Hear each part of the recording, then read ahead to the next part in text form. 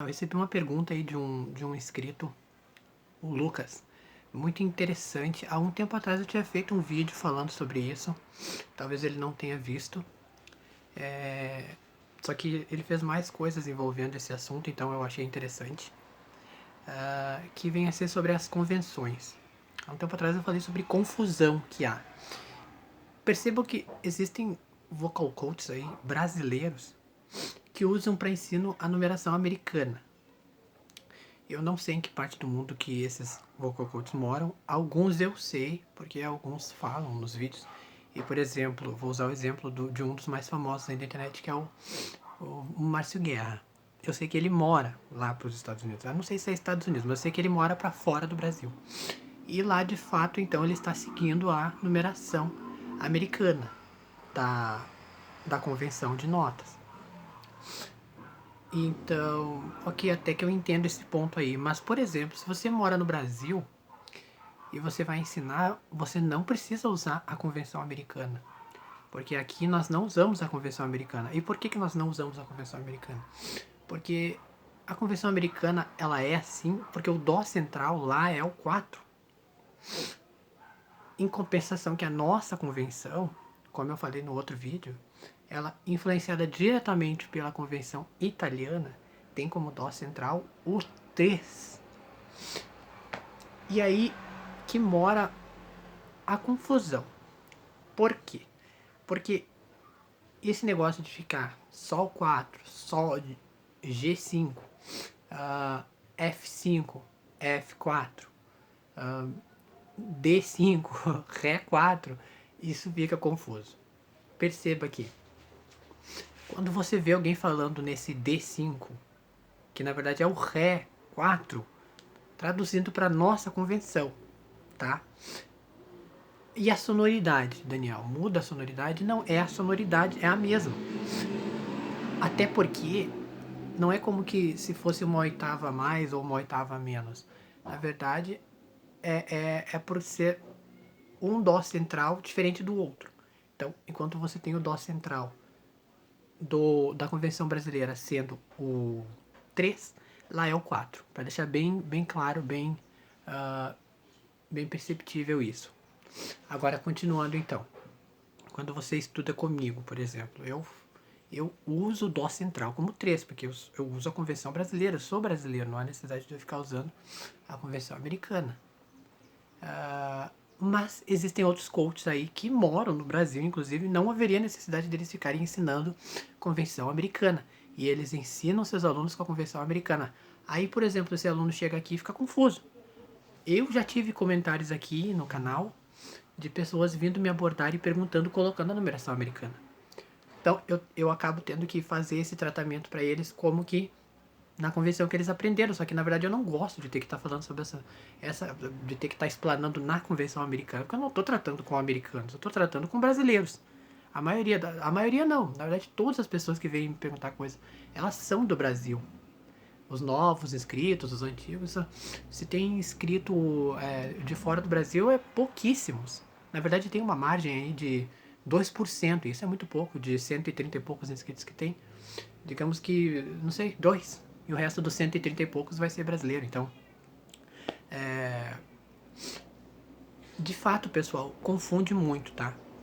Agora, eu até anotei aqui o que ele perguntou, pra eu não, porque às vezes é muita coisa eu não esqueci. E olha, prestem atenção, pessoal, escrevam, tá? Anotem isso num bloco de notas, anotem numa agendinha. Se você tem bloco no celular, no qual você salva as coisas, anote também, para que futuramente, quando esse assunto surgir de novo, você pode simplesmente ler ali, ou então também toca esse vídeo aqui para você poder lembrar, né? Ele também perguntou assim, quais são as notas graves e agudas de cada classificação? Na tessitura, ele perguntou, então não envolve a extensão. Interessante. E embasando-se na Convenção Brasileira. Ok, então esse vídeo vai ser totalmente voltado à Convenção Brasileira, tá? E anotem isso também. A nossa Convenção Brasileira tem o Dó central como 3. Não é o Dó 4 Dó central.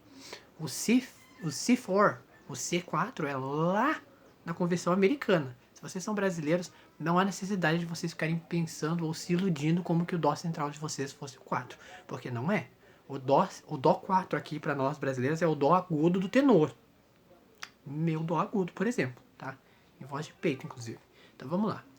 Vou começar do mais baixo, do mais grave, que é o próprio baixo, na sua tessitura.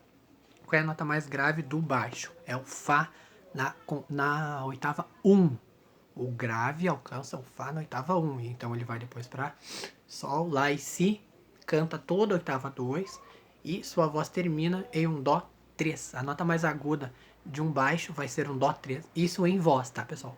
Em voz natural, tá bom? Não estamos tratando da extensão, como me foi questionado aqui apenas a tessitura. Tessitura são todas as notas que você canta em natura, sem o uso de artifícios, de recursos da voz, tais como falsete, ou floreio, flageolet, enfim, ou nem muito menos whistle, né?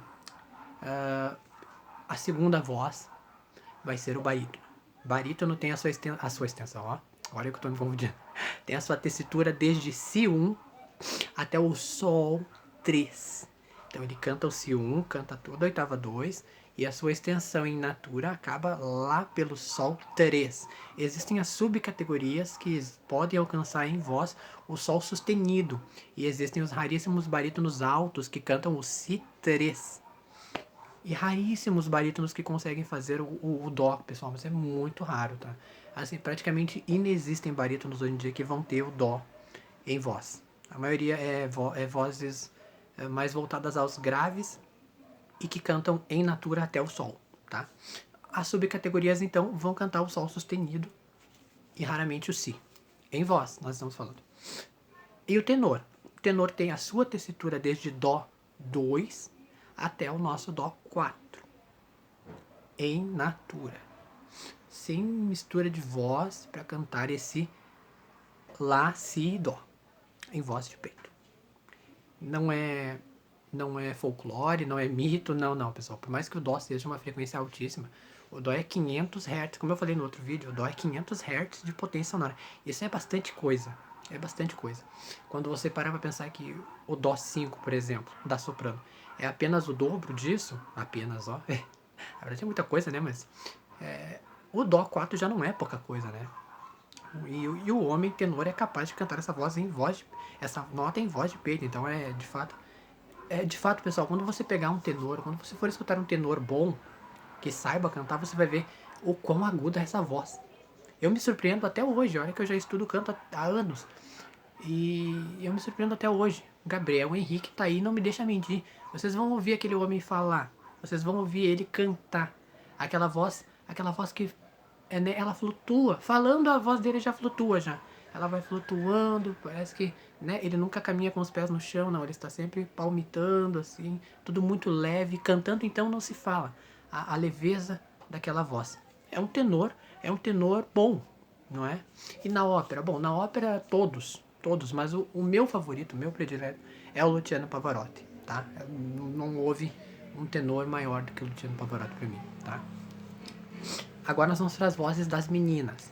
A contralto tem a sua tessitura desde um Fá na oitava 2, cantado, tá? Porque, ó, pessoal, o que envolve na tessitura são as notas que tu canta, tá? Não são as notas que você alcança.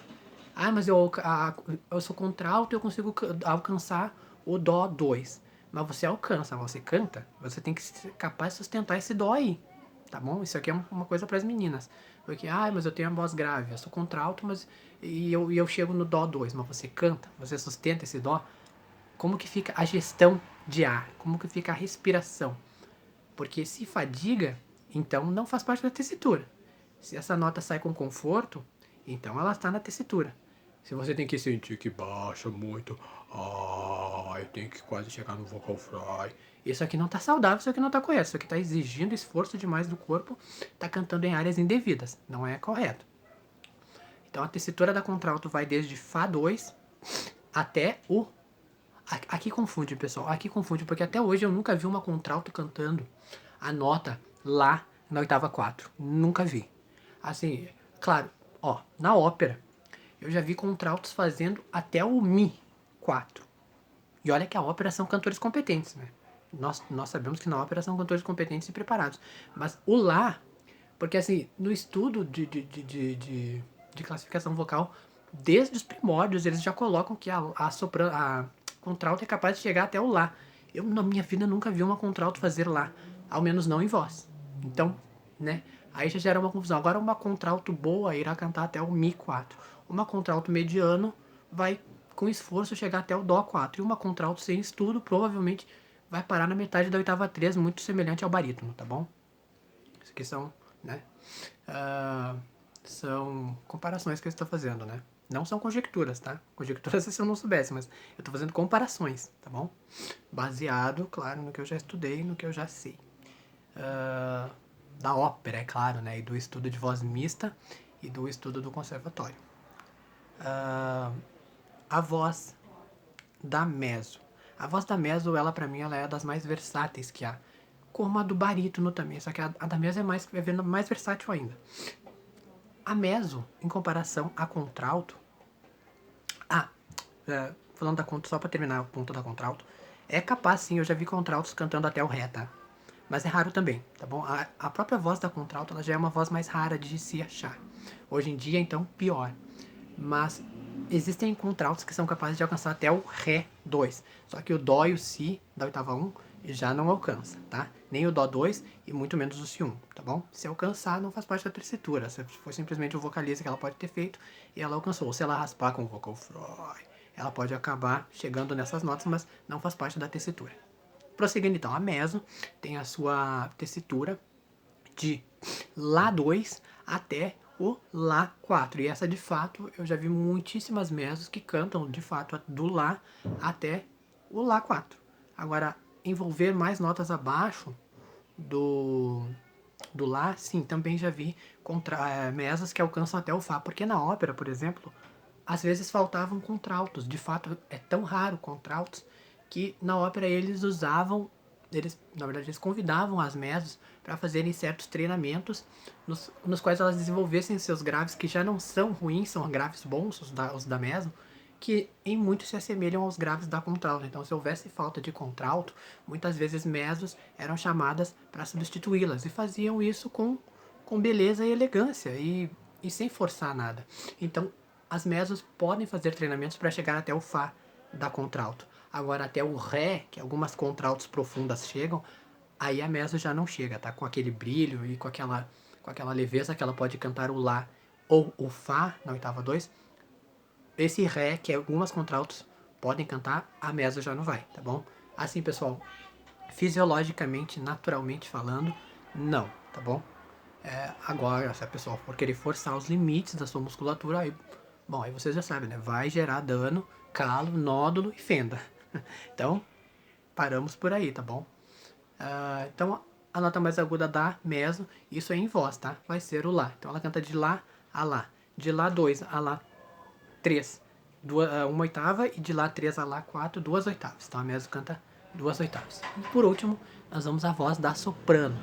A voz mais incrível junto à do tenor. Como vocês sabem, eu sou apaixonado por vozes agudas. Eu sei valorizar também um grave bem cantado, mas é que eu me emociono nos agudos, pessoal, não tem como. Os agudos bem feitos, os agudos bem colocados, são aqueles que emocionam e eu me toca demais. Os agudos bem feitos, agudos na voz de cabeça, né? Não agudos de peito, não existe. Então vamos lá. A tessitura da soprano vai desde o mesmo Lá da mezzo até o Dó 5. Então a soprano em voz, ela deve ter aí o Si e o Dó a mais do que a mezzo. Só que a soprano, entre a ligeiro, a dramático e a outra soprano, nas subcategorias, ela também vai até o Fá da oitava 5, o Fá, o F6, o legendário F6 da Rainha da Noite de Mozart, que é pra mim, a área mais difícil que existe na ópera para qualquer voz. Porque existem tenores como o que vos comunica, que já tentou cantar e tenta até hoje cantar aí a Rainha da Noite de Mozart. Porque eu amo demais, pessoal, assim, a ópera não tem gênero pra mim. Eu canto as óperas masculinas, eu canto as óperas femininas, não profissionalmente, é claro, né, mas assim, numa descontração, enfim, em casa. Mas então, a Rainha da Noite envolve essa nota do Fá 5, só que elas, claro, têm um ajuste muito preciso e tênue para poder fazer esse som. não faz parte da tessitura de nenhuma das sopranos. Que fique claro isso. Você pode ouvir até alguém falar que faz parte da tessitura, ou da dramática, ou da ligeira. Não, não faz. É um treinamento e esse treinamento serve para aguçar uma facilidade que ela vai ter de acesso, que a soprano que canta até o dó 5 não terá essa facilidade de acesso, tá? Mas voltando ao tópico, então a soprano canta desde o lá 2, duas notas, do dó 3 ao dó 4, uma oitava e duas notas, e do dó 4 ao dó 5, duas oitavas e duas notas, tá bom? Essa então é a tessitura da soprano. É claro, pessoal, que se tratando de uma soprano mal treinada, sem técnica, então ela não vai cantar todas essas notas. Ela vai cantar aí o lá, talvez ela cante até uns graves mal colocados, e vai cantar metade da oitava 4, provavelmente, tá? Assim, eu coloco isso aqui nos termos corretos, mas é para vocês terem a ideia do que seria uma voz bem treinada, né? Que seria desde um lá 2 até um dó 5, mas vocês vendo por aí, por mais que a voz seja aguda naturalmente, a maioria das sopranos não vai cantar esse dó 5, não sendo da ópera. A ópera sim, a ópera vai cantar esse dó aí porque a ópera tem, ela precisa ter essas notas para cantar, senão ela não vai fazer parte da ópera. Mas cantoras inexperientes e não profissionais, mesmo sopranos, dificilmente você vai ver cantando esse dó 5. E se cantar, elas vão fazer um whistle ou falsete, o que na ópera é proibido, tá? Os únicos que cantam em falsete na ópera são os contratenores, né? E, claro, aí eles têm a sua elegância, o seu refinamento, a sua permissão para cantar, tá bom? Então eu espero ter respondido aí. O que mais que ele perguntou? Sobre o D5. Eu falei sobre o D5 em algum vídeo. Esse vídeo vai ficar mais longo mesmo, mas é porque eu quero sanar essas dúvidas, tá? O D5 é, na verdade, o nosso Ré 4, né? A frequência é a mesma, pessoal, tá? Quando você vê no metrônomo, ele vai marcar D5, D5, e o Ré 4 é a mesma, a frequência do som é a mesma, voltando lá naquele assunto da frequência. É a mesma frequência, tá? Não muda a frequência. O que muda é basicamente só a numeração e a letra, né? Que em vez de ser Ré, é D, tá? É agudo para nós homens, tá? Eu quis dizer assim, é agudo para nós homens, porque nossa nota mais aguda em voz natural é o dó. Dó! Esse aqui é o dó agudo do tenor, dó em voz de peito, voz impostada, voz natural. Isso aqui eu não tô forçando um falsete, não tô forçando nada, não. Isso aqui me vem natural, simplesmente eu já tenho o caminho dessa nota aqui, não preciso fazer em falsete, não preciso fazer em ajuste nenhum, simplesmente eu tenho essa nota por ser tenor. Agora, o que eu já não tenho em voz é o Ré. O Ré eu não tenho na voz natural. Então eu preciso, de fato, usar do recurso da voz mista, que me assiste, no qual eu tenho espaldo, para cantar. Porque senão eu teria que fazer no falsete. Quem que vai fazer o Ré no falsete, por exemplo, sendo o homem? O barítono. O barítono vai ter que fazer naquele falsete oco. O barítono vai ter que buscar no falsete, tá? Esse Ré aqui. A não ser que ele faça um treinamento de extensão de voz e também domine a voz mista, pessoal. Eu falei isso num outro vídeo. Volte no vídeo. Se você é barítono, preste atenção. Volte no vídeo que eu fiz especificamente para os barítonos, falando, é possível para um barítono treinar extensão de voz? Volte naquele vídeo, se você é barítono, e veja lá, eu falei muitas coisas assim, explicando até onde pode chegar essa extensão do barítono, tá? Não se iluda pensando que você vai cantar um dó 5 em voz de cabeça.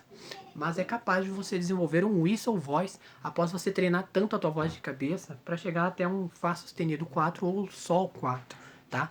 Esses recursos todos, eles se assistem um ao outro, pessoal. E à medida que você treina num, o outro vai ganhando notas também, tá? Aqui tá um pulo do gato para vocês. Anotem tudo que eu tô falando, tá bom? Ou assistam esse vídeo várias vezes. Tá? Então esse Ré é agudo para nós homens, porque nós dificilmente vamos ter esse D5, esse Ré 4 em voz natural. Poucos tenores conseguem fazer isso. O Pavarotti é um dos poucos que ele fez, tá? Ele cantava um Mi 4, pessoal, é assombroso. E sobre o Sol 4 e o Lá 4, então, são as notas agudas de mezzo e de soprano, não tanto da mezzo, mas da soprano, né? Porque tá nas últimas casas de notas naturais da soprano, né? O que vier após essas notas aí já são os hiperagudos da soprano, e entrando na oitava 5, então daí já se trata de extensão de voz para uma soprano, tá bom? Agora, extensionamento de voz, pessoal, só para encerrar aqui, extensionamento de voz é você ganhar notas baseando-se em registros vocais que você vai dominar para você cantar os agudos, tá? Não existe um treinamento para você cantar graves. Não existe um recurso vocal para que você cante notas graves que você não tem. Se você for cantar notas graves que você não tem, você vai cantar lá na garganta. E você cantar lá na garganta, você canta 1, 2 tempos e depois você não canta mais, tá bom? Então, não é sábio você ficar treinando graves, não é sábio você ficar desenvolvendo graves, não é sábio você ficar correndo atrás de músicas mais graves. Não, o sábio é você elevar a tua laringe para uma posição neutra e cantar músicas em regiões médias. Você ficar cantando graves e estudando graves é errado, não é correto, não é sábio, tá bom? Isso baseando-se na fisiologia, porque quando você canta em regiões médias, as tuas pregas produzem uma abertura airada mais ampla e o contato das pregas acaba sendo mais alargado, ou seja, as vibrações todas elas são mais relaxadas, entre aspas, para que não haja esforço, tá? Quanto mais grave, mais elas descem para baixo e você vai lá pro fosso, aonde não deve ficar. Você já começa a sentir toda aquela sujeira, todo aquele... Você começa a pigarrear, então não é sábio, tá bom? Então eu espero ter respondido todas as perguntas do Lucas, tá? Espero que ele tenha entendido. Anotem isso tudo aí numa agendinha, num bloco. Se você tem bloco no celular, anota nesse bloco também, salva. Ou então assiste esse vídeo bastante vezes. Esse vídeo foi focado na nossa convenção brasileira, tá bom? Mais uma vez eu digo, pessoal, no Brasil o nosso dó central é o 3, não é o 4, tá bom? Se você for cantar numa orquestra, pessoal, aqui no Brasil ninguém vai tratar o dó central como 4, porque o dó central é o 3, tá? Então, assim, você apenas vai ter o dó central como 4 para fora do Brasil. Se você for se apresentar numa banda, se você for se apresentar num programa de televisão até mesmo, que tenha músicos, que tenha um maestro, ele vai tratar o dó central como 3, tá bom? Então, não se iludam pensando que, eu estudo sobre o G5, sobre o D5, sobre o C6, e quando eu chegar no programa do Jô, quando eu chegar no programa do Faustão para cantar, por exemplo, num show de calouros, eu vou poder dizer um C6. Não, ele vai tratar o Dó 3 como central. Que fique claro isso, tá bom? Não adianta a gente ficar estudando com a numeração americana se aqui nós usamos a numeração brasileira, tá? Você quer usar a numeração americana, então trate com americanos, tá? Você quer usar a numeração americana, então você tem que estar lá no United States. E não aqui no Brasil, comunicando com brasileiros.